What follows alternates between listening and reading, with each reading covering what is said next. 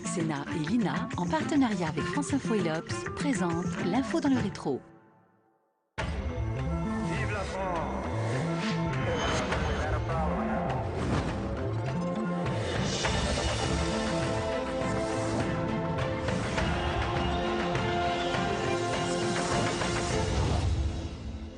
Bonjour, très heureux de vous retrouver pour le deuxième numéro de l'Info dans le rétro, une émission en partenariat avec France Info, l'Obs et l'INA. Mon ambition, décrypter l'actualité, la mettre en perspective grâce à l'histoire. Cette semaine, nous reviendrons sur la manifestation des policiers qui, mercredi, se sont rendus en nombre sous les fenêtres de la garde des Sceaux, Christiane Taubira, à qui ils reprochent notamment une politique pénale laxiste qui mettrait, selon eux, en danger les citoyens et les forces de l'ordre chargés de leur sécurité. Nous verrons avec l'historien de la police Emmanuel Blanchard qu'une telle manifestation n'est pas inédite dans l'histoire et tout l'intérêt qu'il y a à la replacer dans une plus longue histoire des relations entre la police et la justice. Mais avant cela, un premier sujet. La semaine dernière, voyant les tensions croître entre l'Iran et l'Arabie Saoudite, et voyant Vladimir Poutine se lancer à l'offensive en Syrie, l'Obs faisait sa une sur la Troisième Guerre mondiale, qui aurait peut-être, sans qu'on le sache, commencé. Mais ils ne sont pas les seuls à tourner autour de cette idée, pour le moins angoissante. Est-ce que l'on va, à cause de la Syrie, vers une confrontation militaire mondiale ? Il y a des risques. Quand vous voyez que ce conflit, qui au départ était une guerre civile déjà dramatique, devient une guerre régionale, avec en plus l'implication de puissances internationales, la Russie, l'Iran, les États-Unis, d'autres, les risques sont graves. Et le risque peut-être le plus effrayant, c'est le risque que le conflit soit totalement religieux. J'ai dit qu'une troisième guerre mondiale était en train de germer. Mais vous la prévoyez pour 2035 dans votre ouvrage. Est-ce que c'est pas plus tôt que ça, c'est-à-dire maintenant ? Maintenant, on n'en est pas là. Maintenant, il est évident que nous avons quelques risques. Nous avons des risques parce que les armées russes et les armées américaines peuvent se croiser, soit dans les pays baltes, soit en Syrie, parce que l'armée chinoise et l'armée américaine peuvent se croiser sur la mer de Chine et qu'il y a des risques d'escalade, un peu comme dans la crise de Sarajevo qui a déclenché la Première Guerre mondiale par engrenage d'alliances. Donc les risques sont là. Alors cette prophétie est-elle réaliste ? Pourquoi revient-elle régulièrement avec autant d'insistance ? Et pourquoi a-t-elle toujours, et heureusement, été contredite par les faits ? Toutes ces questions et bien d'autres, je vais les poser à mon premier invité, Hubert Védrine. Bonjour. Bonjour. Merci d'avoir accepté l'invitation de l'Info dans le rétro. Vous avez été ministre des Affaires étrangères de la France entre 1997 et 2002. Vous êtes l'un des meilleurs observateurs du fonctionnement, voire du dysfonctionnement de l'ordre mondial. Et une première question me brûle les lèvres, évidemment. Hubert Védrine, selon vous, est-ce qu'on est enfin, avec beaucoup de guillemets, aux portes, voire même dans la Troisième Guerre mondiale ? Je ne crois pas. Mais avant, je vais d'abord vous féliciter, parce que je trouve que l'idée d'essayer d'éclairer l'actualité par l'histoire, je trouve ça formidable. C'est une des choses qui manque le plus. Et je pense qu'un de nos problèmes, c'est que l'information continue empêche justement d'avoir ce recul et crée un climat où tout est mis sur le même plan, l'instantanéité, l'urgence, l'hystérie et l'angoisse. Donc nous sommes dans une ambiance anxiogène. Pour le reste, c'est, à mon avis, évidemment une exagération. Évidemment, on peut dire que dans cet horrible conflit Syrie-Irak, dans le cadre de la désagrégation du Moyen-Orient, tel qu'il avait été organisé il y a près d'un siècle, après la Première Guerre mondiale, il y a des puissances du monde entier qui interviennent d'une façon ou d'une autre. Il y a ceux qui veulent faire tomber Assad, ceux qui veulent empêcher qu'il chute, ceux qui sont en priorité pour éliminer Daesh, d'autres qui pensent d'abord à la situation en Syrie. Et donc c'est vrai qu'il y a les États-Unis, c'est vrai qu'il y a la Russie, c'est vrai qu'il y a l'Arabie, l'Iran, la France, la Grande-Bretagne, etc., etc. Mais je trouve que la comparaison est inexacte et quand les médias jouent avec, en fait, où les déclarations, c'est un abus total par rapport à ce qui s'est passé lors de la Première et de la Deuxième Guerre mondiale. Notamment, il n'y a aucun des mécanismes de généralisation par alliance. Il n'y a pas les engrenages. Donc c'est pas parce que tout le monde serait concentré dans un conflit régional par ailleurs affreux que c'est la guerre mondiale. Donc c'est vraiment pour vendre, en fait, qu'il y a ce type de titre. On reviendra sur cette accusation. Mais il faut comprendre pourquoi, parce que ça peut être de l'inculture, ça peut être de la confusion, ça peut être du calcul cynique aussi, d'utiliser ce terme. Oui, alors ça ne veut pas dire que ce ne soit pas grave. On va essayer de réfléchir ensemble, effectivement, aux causes. Pourquoi ça revient autant ? Parce que ça revient effectivement très régulièrement. Et en regardant un peu dans les archives... D'où ça revient ? Qui ? Alors, on va justement essayer de serrer les acteurs, peut-être. Alors, avant d'aller plus loin, j'aimerais juste vous faire réagir sur un événement qui a été peut-être l'apogée en termes de tension de la guerre froide. C'était en octobre 1962, la crise des missiles à Cuba.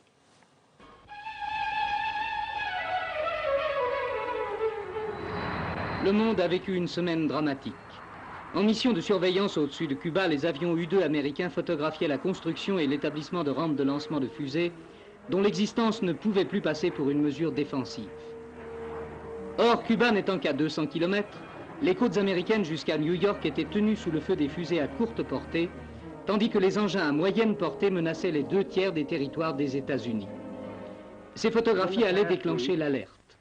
Dans un discours imprévu, le président Kennedy dénonçait le péril. Ces bases, disait-il, ne peuvent avoir d'autre raison que de fournir une force de frappe nucléaire dirigée contre nous.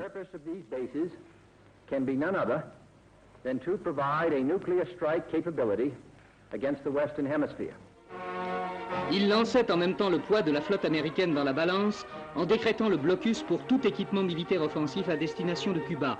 Or, à ce même moment, 25 cargos soviétiques étaient déjà en route. Qu'allait-il sortir de la rencontre? Les cargos accepteraient-ils le contrôle? Tenteraient-ils de forcer le passage? Les heures commencèrent à se faire lourdes. Tout était possible. Et puis, le miracle de la sagesse et de la fermeté eut raison de la fatalité des dangers en chaîne. Khrouchtchev détourna ses cargos et annonça la destruction des rampes. Reste tout de même Guantanamo dont Castro réclame l'évacuation. Mais l'heure du drame est passée.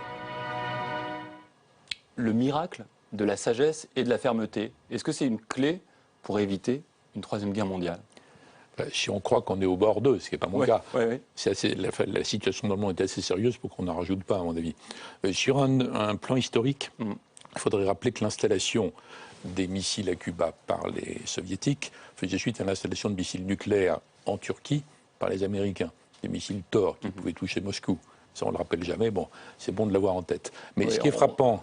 Et Khrouchtchev racontait toujours, dès que des gens, Khrouchtchev qui dirigeait l'URSS, dès que des gens venaient chez lui dans sa datcha, il disait toujours « Regardez là-bas ». Et les gens disaient « Mais on voit rien ». On voit bien les fusées américaines qui sont guidées contre moi. Voilà. Donc effectivement, il y avait un contexte très tendu. Alors ça ne justifie pas pour autant, mais ce qui est frappant, si on a un œil d'historien précisément grâce à vous, là aujourd'hui, c'est que la guerre froide est restée froide. Elle n'est pas devenue chaude. Elle n'a pas éclaté, même au moment de Cuba. Donc il y a des mécanismes, la dissuasion nucléaire mutuelle, ce qu'on appelle après la sagesse, mais c'est une sagesse obligée, en quelque sorte obligatoire. Et d'autre part, quand il y a eu la Première et la Deuxième Guerre mondiale, on sait l'épouvante que représente une guerre mondiale. Et si on prend les morts de la Première et de la Deuxième, ça se calcule par dizaines et dizaines de millions de morts au total. Donc il ne faut jamais comparer de façon anachronique. Les décisions dans l'Europe de 1914 qui ont conduit à la guerre mondiale, personne ne pensait aller à la guerre mondiale. C'était proprement impensable. Donc les mécanismes d'alliance automatique, les conduisaient ce qu'ils pensaient être une guerre rapide, en fait, comme il y avait eu au 19e, dans quelques cas. C'est un siècle plutôt pacifique. Donc, alors qu'on vit avec cette obsession, même si elle n'est pas fondée, à mon avis, même si elle est historiquement abusive, je pense qu'elle est protectrice, cette obsession, même si elle est mal fondée. Puis vous voyez bien que dans le débat public, c'est bourré d'obsessions simplificatrices. Sans arrêt, on nous parle d'un nouveau Yalta, c'est absurde, on nous parle d'un nouveau Munich, n'importe quand. Il y a un nouvel Hitler, un nouveau Staline. Donc le débat public... On agiterait le spectre de la Troisième Guerre mondiale pour s'en prémunir? Non, personne ne le fait pour ça, en fait. Certains le font parce qu'ils en ont peur pour de vrai, ou alors pour vendre plus des journaux, je ne sais pas, ou alors pour dénoncer l'incurie de tel ou tel dirigeant qui ne fait pas ce qu'il faut pour l'empêcher. Donc personne ne le fait pour empêcher, au total. Mais moi, je pense que ça peut avoir un effet en disant si on est au bord de ceci, cela, il faut quand même faire attention. Donc ça peut être ça peut avoir une conséquence en termes de responsabilité. Mais c'est pas fait pour. Donc il faut comprendre le jeu de chacun des acteurs et pourquoi les gens y croient après. Il faudra analyser l'opinion en disant quelle est la part de l'opinion qui pense que c'est de la foutaise et quelle est la part de l'opinion qui a vraiment peur et qui... Mais est-ce que la nature des relations internationales d'aujourd'hui n'est pas différente de celle de la guerre froide? J'aimerais vous faire écouter, c'est un passage assez connu de Raymond Aron, philosophe et journaliste très très connu. En 1947, on ne parle que de Troisième Guerre mondiale à venir entre l'URSS et les États-Unis. Et voilà ce qu'il explique. Eh bien, messieurs, nous sommes obligés de constater que depuis quelque temps, on parle beaucoup d'une troisième guerre mondiale. Raymond Aron. Il me paraît difficile de nier absolument la réalité de la menace.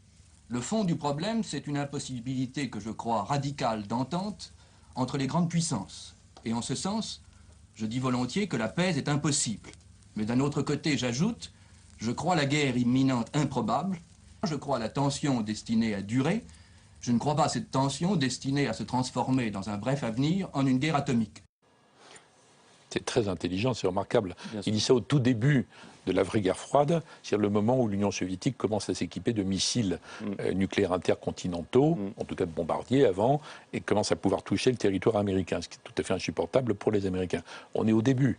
Et la dissuasion, la question nucléaire n'a pas encore été tout à fait pensée, parce que c'est une arme d'emploi de dissuasion. Donc ça montre quand même, c'est un très grand esprit, Raymond Aron. Je pense qu'il a eu un peu tort après, dans le débat avec De Gaulle, sur la stratégie de dissuasion française. Mais globalement, sur la compréhension de l'âge de la dissuasion nucléaire, il a été exceptionnel, de prémonition. Et il avait raison. Il avait raison, parce que précisément, ça n'a pas éclaté. Par contre, il n'a pas compris, il n'a pas anticipé sur la deuxième phase de la guerre froide, quand après l'époque Nixon-Kissinger, qui était remarquable, en politique étrangère, et Kissinger remarquable, il y a eu une gestion. Il y a eu une gestion à partir des grands accords de limitation des armements, SALT, de réduction, START, et puis une relation directe. À la limite, je dirais que le monde actuel est moins géré. Et moins géré que le monde de la guerre froide, où il y avait ces mécanismes. Et comme on a énormément cru à la fin de l'histoire, les Occidentaux avaient gagné, la communauté internationale, l'ONU, la Cour pénale, les Occidentaux, en tout cas, se sont crus dispensés depuis une vingtaine d'années d'avoir des politiques étrangères véritablement réalistes. Ils n'ont pas voulu tenir compte des autres puissances, en réalité. On a traité la Russie de façon négligente, même si je ne disculpe pas la Russie. Peut-être on est passé aussi presque moins géré. Ouais. Peut-être qu'aussi l'équilibre, il est plus facile quand on est sur deux pieds, un monde bipolaire, que quand on est sur un monde plutôt multipolaire comme aujourd'hui. C'est pas uniquement ça. D'abord, c'est pas multipolaire, c'est plus complexe que ça, parce qu'on ne sait pas. Zéro polaire.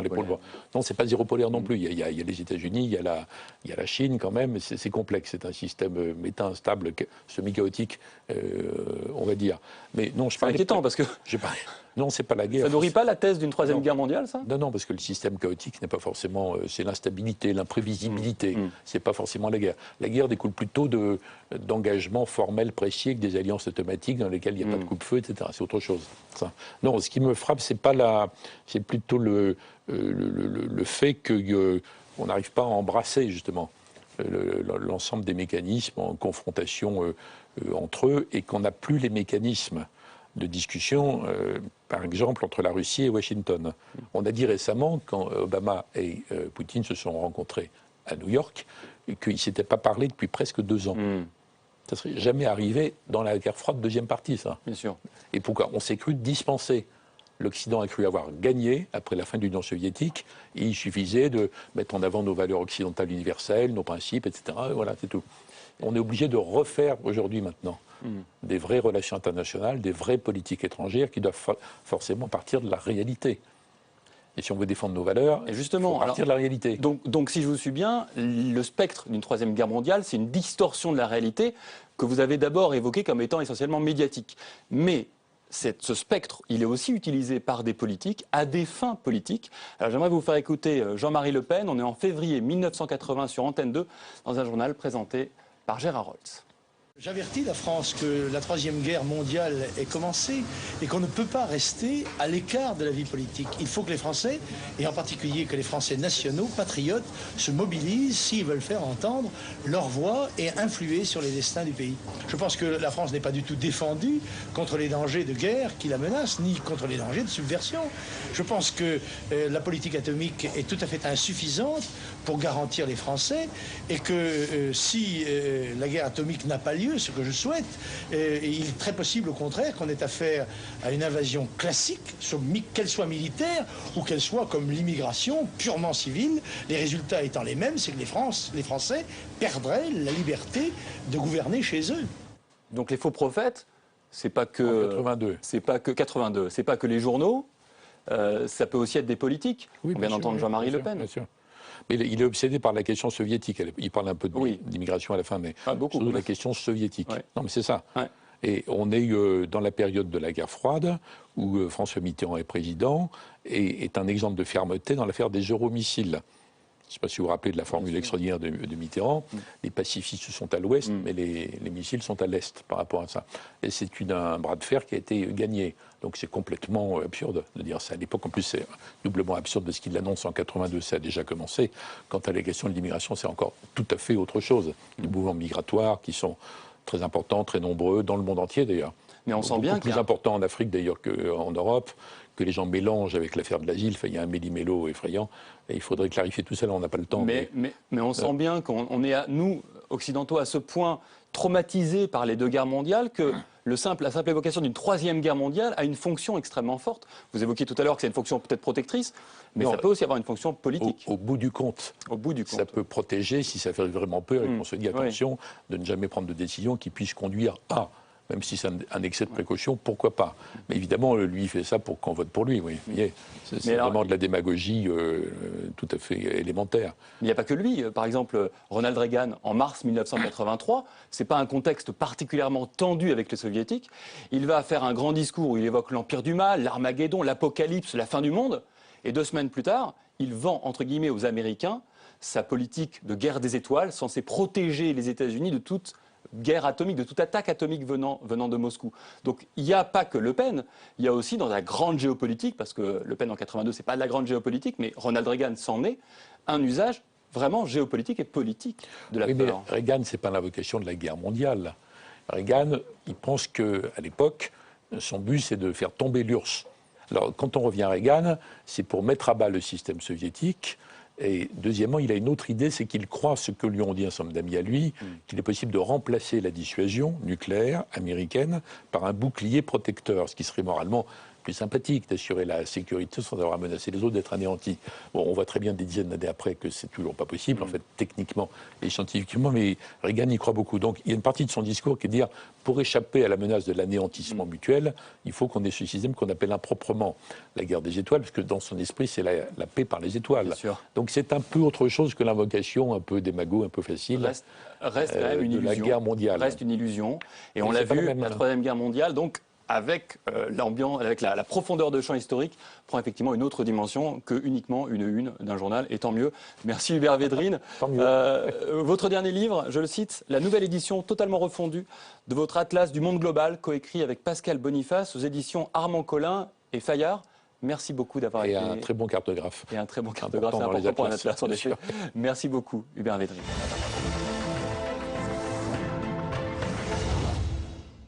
Deuxième sujet de la semaine, la manifestation des policiers mercredi dernier sous les fenêtres du ministère de la Justice.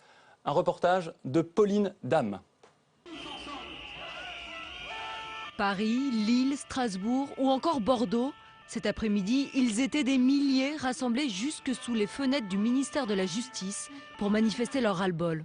Ce qu'on demande, nous, c'est simplement que l'arsenal juridique soit adapté, de plus en plus adapté aux missions de la police, et qu'on arrête de cet angélisme qui consiste à penser que tout le monde est beau et tout le monde est gentil. Une profession en colère après la fusillade qui a eu lieu en Seine-Saint-Denis, durant laquelle un policier a été grièvement blessé par un détenu en cavale. Alors pour éviter le divorce entre police et justice, Manuel Valls est venu apporter des réponses à ce malaise. Il y a des dysfonctionnements, il faut les corriger. Nous entendons donc la colère des policiers. François Hollande devrait recevoir les syndicats de la police et de la justice la semaine prochaine. Et m'a rejoint Emmanuel Blanchard. Bonjour. Bonjour. Vous êtes historien, spécialiste de la police et maître de conférence à l'université de Versailles-Saint-Quentin en Yvelines. Si je vous ai invité, c'est pour mettre en perspective la manifestation de cette semaine avec une autre qui s'est tenue le 3 juin 1983. Alors pour planter le décor rapidement, on est quelques jours plus tôt, 2 policiers ont été tués alors qu'ils s'apprêtaient à arrêter en flagrant délit avenue Truden 2 cambrioleurs qui en fait étaient des membres probablement d'Action Directe.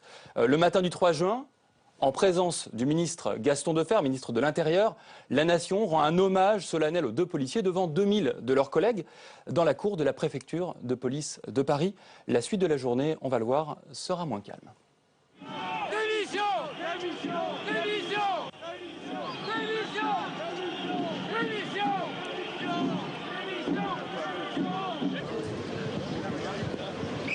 Après la cérémonie, une manifestation organisée par certains syndicats de 2000 policiers environ s'est dirigée vers le ministère de la Justice, place Vendôme.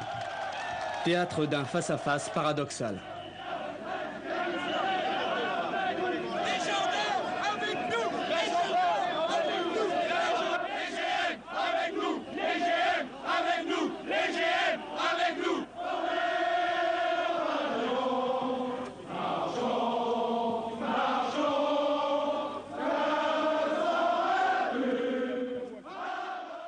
Donc le parallèle est saisissant, à 32 ans d'écart. Pourquoi est-ce qu'ils manifestent à ce point-là et avec autant de virulence, ces policiers ? Il y a des processus, des causes qui sont relativement semblables dans les deux manifestations. D'abord une émotion. L'émotion d'un ou de plusieurs policiers tués ou entre la vie et la mort. Il faut rappeler que ce sont des événements très graves et très rares. Des policiers tués par les balles de malfaiteurs, c'est au plus 2 à 3 policiers chaque année, en moyenne, sur ces 30 dernières années. Et donc une émotion qui est à la fois rare et qui est solennisée, qui est ritualisée. Depuis la fin du XIXe siècle, les policiers morts en service sont des symboles d'une nation affaiblie par le crime. Donc ça, c'est un premier point extrêmement important. Il y a cette émotion, il y a les conflits latents, récurrents, les tensions entre la police et la justice, deux ministères, des acteurs qui doivent se coordonner, mais qui ont des visions, des intérêts parfois différents. Mais alors, en 1983, les policiers en veulent énormément au ministre de la Justice, Robert Badinter, qu'ils accusent finalement de laxisme. De laxisme, puisque Robert Badinter est le symbole de cette gauche arrivée au pouvoir qui a changé la grande hiérarchie policière et qui a eu un certain nombre de mesures éminemment symboliques, l'abolition de la peine de mort, qui ont été perçues par une partie de la base policière. La fin de la loi anti-casseurs aussi, qui a été très mal perçue par les policiers. Et donc, c'est noué ce discours qu'on retrouve récurremment d'une justice qui protège les délinquants au lieu de protéger les victimes et avant tout les policiers, des mots qu'on a entendus aussi ces derniers jours. Absolument. Mais il y a quand même une différence, je crois, assez fondamentale entre les deux manifestations, c'est que cette semaine, la manifestation, elle était intersyndicale. Manifestement, il y avait 7000 policiers, 7 à 10 000 policiers qui étaient réunis sous finalement une série de bannières, mais pas un syndicat. Alors que en 1983, après une première manifestation, un premier cortège qui se passe plutôt dans le calme, c'est en milieu d'après-midi, un autre cortège, c'est celui-ci qu'on a vu en image et qui va siffler et hurler Badinter démission sous ses fenêtres du ministère. Là, on a un syndicat en particulier, qui est la FPIP, qui est un syndicat d'extrême droite. Effectivement, vous avez raison de rappeler que le monde policier est un monde extrêmement syndiqué, un monde où les syndicats co-gèrent en grande partie le ministère de l'Intérieur, et un monde où le syndicalisme est atomisé. Donc on a des phénomènes de rassemblement et de concurrence policière qui peuvent attiser les manifestations. Et en 1983, les syndicats de droite, dits catégoriels, et les syndicats d'extrême droite, dits indépendants, ont une cible, c'est le syndicalisme, la FASP, le syndicalisme de gauche, qui occupe des positions de pouvoir à l'Élysée et au ministère de l'Intérieur. Et peut-être parce qu'il y a le Front National, parce qu'il y a Jean-Marie Le Pen présent sur place, le lendemain, le gouvernement va parler de sédition. Et je sais que vous avez travaillé sur une autre manifestation de la police, où là, on a été plus proche d'une véritable sédition. Peut-être on peut y revenir en quelques instants. Jean-Marie Le Pen est présent d'une façon certaine dans la manifestation de 1983, mais il est encore plus dans une manifestation méconnue, la manifestation du 13 mars 1958. Donc il faut resituer le contexte. Nous sommes dans cette période de l'extrême fin de la 4e République, dans une période où les premiers élus poujadistes sont à l'Assemblée nationale, et dans une période où la guerre d'indépendance algérienne fait ses premières victimes policières sur le territoire métropolitain. Et ce jour-là, une manifestation catégorielle dans la cour de la préfecture de police, comme en 83, comme en 2015. Une manifestation catégorielle, corporatiste, va déborder.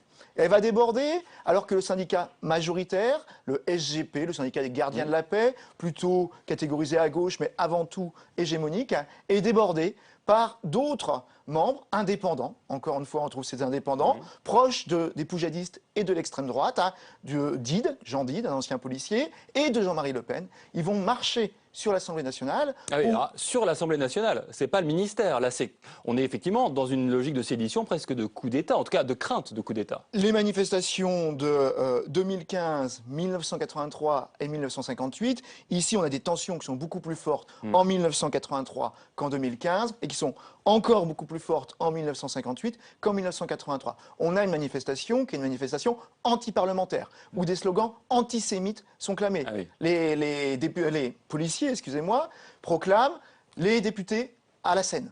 Et tout simplement, ils vont participer de l'effondrement de la 4e République qui s'achèvera avec, cette fois, l'armée en mai 1958 à Alger. Merci beaucoup Emmanuel Blanchard. Donc finalement, une manifestation tous les 30 ans et à chaque fois un peu moins séditieuse. Donc on est optimiste pour la prochaine. Et des manifestations plus catégorielles entre deux et beaucoup plus pacifiques. Merci beaucoup. Vous êtes l'auteur, c'est votre thèse publiée, La police parisienne et les Algériens, 1944-1962, aux éditions Nouveau Monde. Merci d'avoir été mon invité. Merci beaucoup.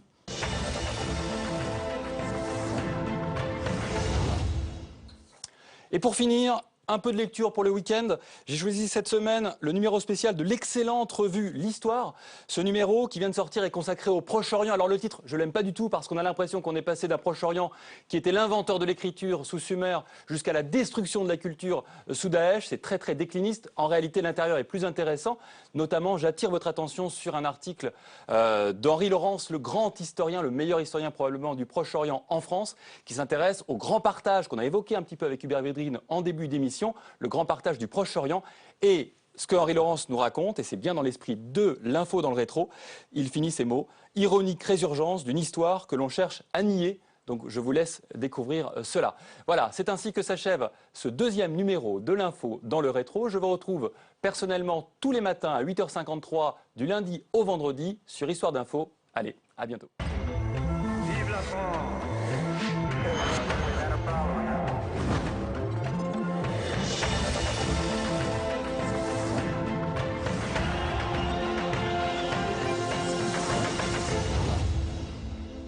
Public Sénat et l'INA, en partenariat avec France Info et l'Obs, vous ont présenté l'info dans le rétro.